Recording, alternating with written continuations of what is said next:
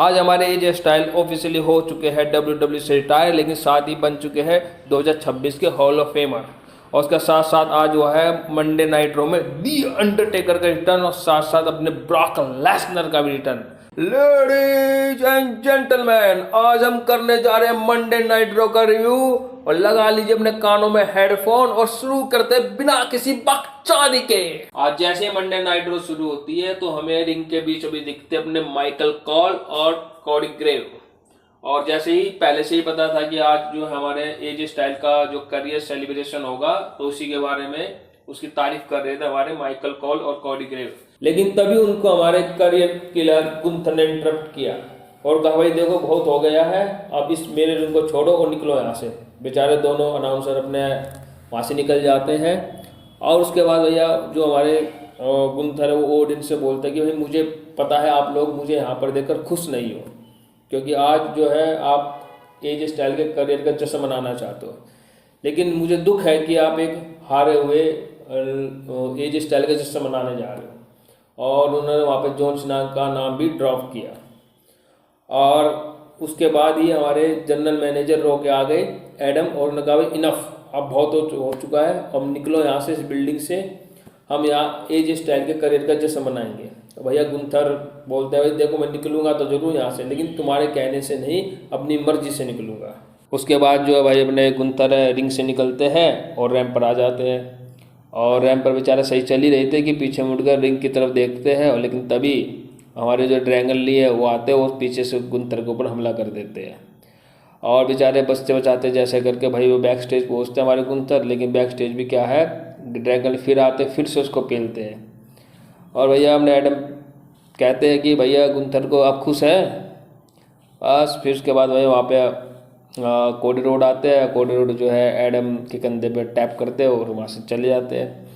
और भाई फिर हमारे जो है कोडी रोड की एंट्रेंस होती है और भाई क्या पायरोसन का एंट्रेंस हुआ और क्या उसका रिएक्शन मिला ऑडियंस से। भैया गाना गाया कोडी कोडी रोड्स, कोडी कोडी रोड्स। और भैया अपने फिर अपने कोडी रोड बोलते कि भाई मुझे पता है कि हमें किस टॉपिक पर आज बात करनी है और हमें आज बात करनी है अपने फिनोमिनल एजे स्टाइल के बारे में। इससे पहले कि भाई अपना कोडी कुछ ज़्यादा बोल पाता उसको इंटरप्ट किया हमारे विजन ने। और भैया पॉल हेमन जैसे बोलने की कोशिश करते हैं, भाई ऑडियंस को बोलने नहीं देती। उसके बाद भाई झल्लाकर जो है माइक थ्योरी ने लिया और कहा भाई मैं इस जगह को बिल्कुल भी बर्दाश्त नहीं कर सकता, तुम लोगों ने हमारे वॉइसमैन का डिसरिस्पेक्ट किया है, विजन को डिसरिस्पेक्ट किया है। मुझे लग रहा है कि मैं एटलांटा से हूँ, मुझे बुरा लग रहा है इसका कि मैं एटलांटा से हूँ। लेकिन तभी लोगन पॉल ने भैया माइक लिया और कहा मुझे पता है कि कौन एटलांटा से नहीं है, और वो है हमारे रिंग में खड़ा हुआ कोडी रोड्स, और तुम सब बेवकूफ़ हो, ये भी बेवकूफ़ है। और फिर वो बोलते कि भाई देखो आज जो है ब्रॉन्सन रीड जो है आज एलिमिनेशन मैच है इसका, और एलिमिनेशन मैच को जीतकर वो एलिमिनेशन में अपनी जगह बनाएगा, फिर रेसलमेनिया का मैच को जीतेगा। और फिर इसी तरीके से जैसे हम रो को टेक ओवर कर रहे हैं ऐसे ही स्मैकडाउन को टेक ओवर करेगा। और भाई कोडी तेरे को ही सबसे पहले वहाँ से बाहर निकालेंगे।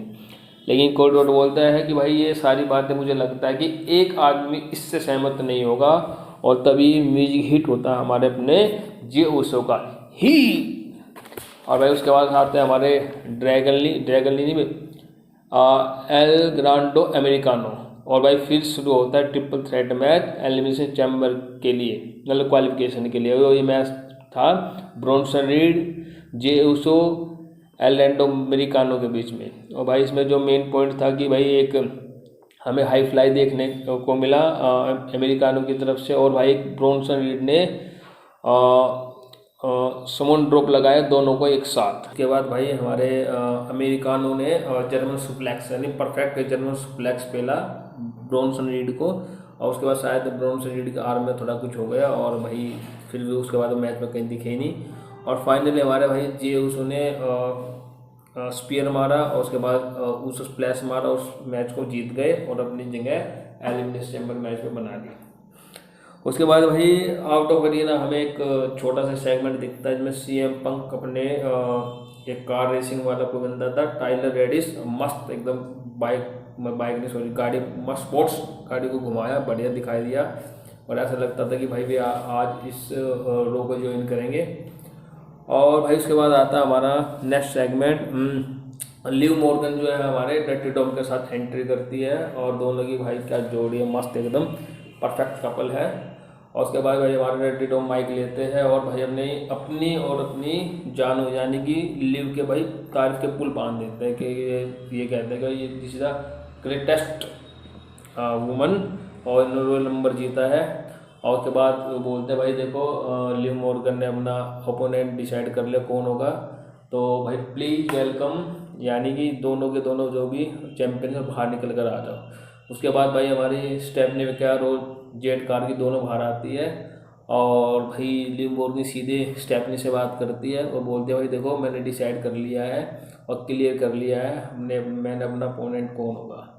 फिर वो सीधा बोलते कि स्टेफनी कैर से कि देखो पिछले हफ्ते तुमने मुझे जो भी शब्द बोले उसको मैंने बहुत अच्छे से एनालाइज किया, देखा और मुझे एहसास हुआ कि तुमने कितनी स्ट्रगल की है और कितना तुम्हारा संघर्ष रहा है इस पूरे WWE में आने के लिए। और भाई वो कहते हैं कि आई एम सॉरी, मुझे आज तुम्हें जज नहीं करना चाहिए था। और उसके बाद वो टर्न होती है जेड कार्गिल की तरफ, और लेकिन जेड कार्गिल की तरफ टर्न होने के बाद उसके जस्ट बाद ही पीछे टर्न हो गई और उसने माइक सर पर मारा, किसके, स्टेफनी मैकेयर के। उससे भैया पता चल गया कि भाई इसका ओपोनेंट जो होगा नेक्स्ट वो होगा स्टेफनी मैकेयर।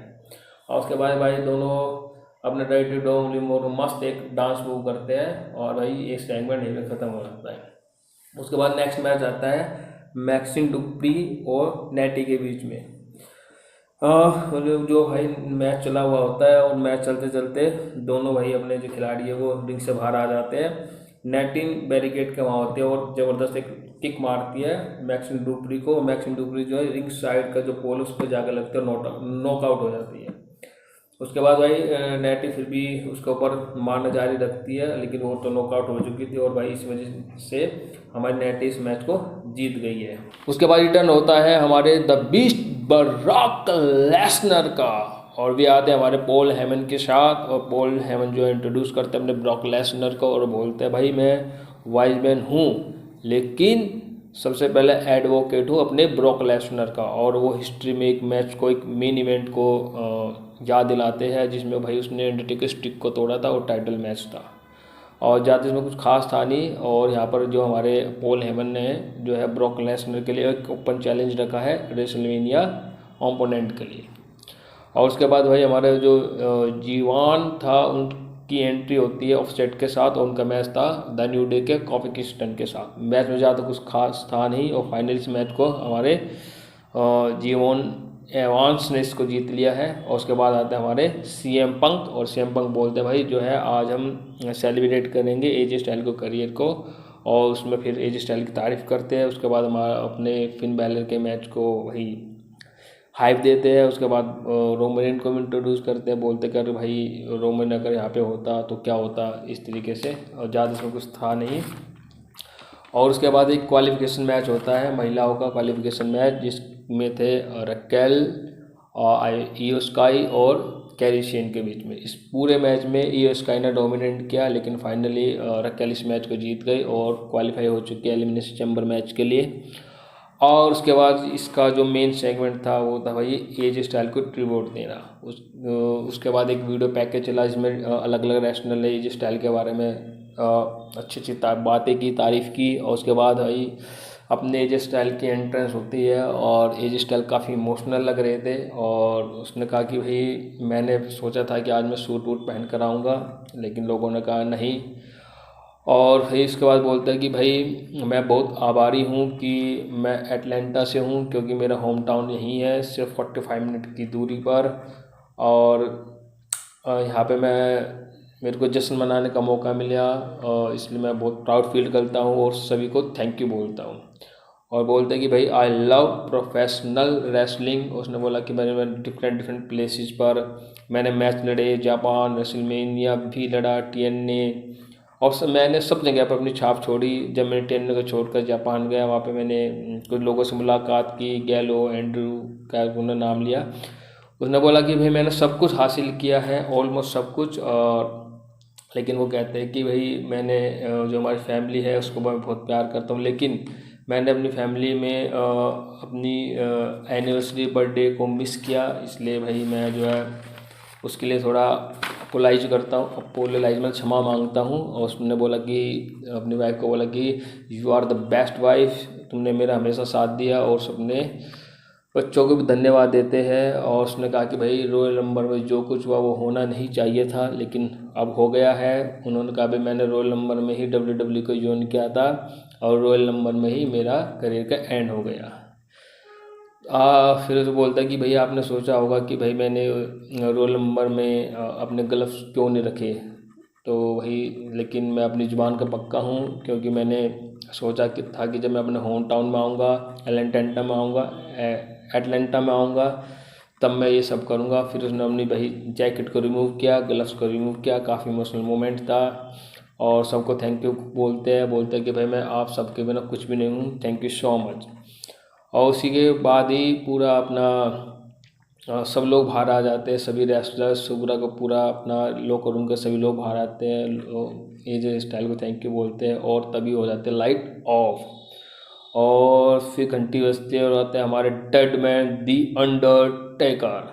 भाई साहब क्या मस्त स्टाइल था, बाइक पर आते हैं अमेरिकन बैडएस में के लुक में, और भाई आते हैं और ये स्टाइल के पास खड़े होते हैं। मैं आपको पहले बता दूं कि भाई रेसलमेनिया में ही हमारे जे स्टाइल ने हमारे अंडरटेकर को रिटायर किया था, और आज फिर वो अंडरटेकर उसके सामने है, और अंडरटेकर बोलते हैं भाई देखो आपका जो है हाँ जो भी कुछ रेसलिंग से रिलेटेड है वो अभी ख़त्म नहीं हुआ है, और आज मैं आप एक अनाउंसमेंट करना चाहता हूँ। और उन्होंने भाई बदल दिया कि एजे स्टाइल आप 2026 के हॉल ऑफ फेमर रहोगे। और भाई ये सुनते ही एजे स्टाइल बहुत इमोशनल हो गया, उनकी फैमिली रिंग के अंदर आ गई, गले मिल रहे हैं, जश्न मना रहे हैं, उनके बच्चे, एजे स्टाइल, उनकी वाइफ, एकदम बेस्ट मोमेंट था। और भाई आज मैं इसमें ज़्यादा कुछ कहूँगा नहीं, मैं 4.5 स्टार दूंगा इस रो को, मस्त एकदम, 4.5 नहीं और 4.75 स्टार में दूंगा, और मस्त एकदम रो का हमारा ये था, और बहुत अच्छे तरीके से हमारा एजे स्टाइल को ट्रिब्यूट दिया गया। आप बताओ आपको कौन सा मोमेंट इस रो का अच्छा लगा और कितनी आप रेटिंग देना चाहोगे। Thank you so much. आज की रो में बहुत ज़्यादा मज़ा आया है,